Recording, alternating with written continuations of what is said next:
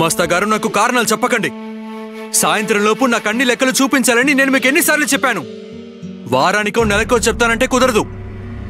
ఏ రోజు లెక్కలు నాకు ఆ రోజే చూపించాలి. ఆలస్యం చేయకండి. ఇవాళ సాయంత్రానికల్లా అన్ని లెక్కలు తేలాలి. లేదు, లెక్కలు సిద్ధమే. నేను స్వయంగా చూశాను. రేపు ఉదయం రాగానే ముందు ఆ పనే చేస్తాను. ఏంటి ఎదురు మాట్లాడుతున్నావు? ఇకపై లెక్కలు దిగువనే చూసుకుంటాడు. లెక్కలు వెంటనే తేల్చమని దిగువ అడుగుతున్నాడు. ముందా పని చెయ్యి. విగ్రహంలా నిలబడకుండా వెళ్ళు. రేపు చూస్తానని చెప్పడానికి ఎంత ధైర్యం? దిగంబర్రావు నీ యజమాని, అది గుర్తుందా లేదా? సంతకు వెళ్ళి వెంటనే ఆ లెక్కల సంగతి ఏమిటో చూడు. వెళ్ళో.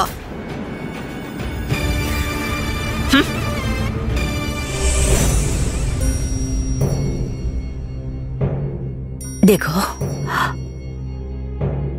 బాబు, నీ కోపాన్ని నేను అర్థం చేసుకోగలను. నువ్వు సరైన పని చేసేవు దిగు. మన వ్యాపారాన్ని మనమే చూసుకోవాలి. నువ్వు ముందు లెక్కలు చూసుకొని ఆ తర్వాత ప్రశ్నిస్తే బాగుండేది. నీకు నా మీద చాలా కోపంగా ఉందని తెలుసు. ఆ కోపాన్ని పనివాళ్ల మీద ఎందుకు చూపిస్తున్నావు? అయ్యో లేదమ్మా, చూడు, నా కంటలో ప్రాణం ఉండగా నీ మీద నా కోపం రాదు.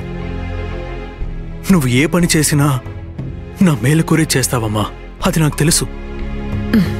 నాకు ఒక విషయంలో బాధ కలిగింది. నా పెళ్లి గురించి కుటుంబ సభ్యులందరికీ తెలుసు, కానీ నాకు మాత్రం తెలీదు. ఇందాక వినాయకరావు చెప్పాడు.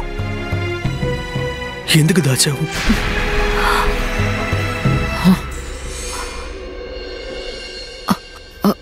దిగో, అది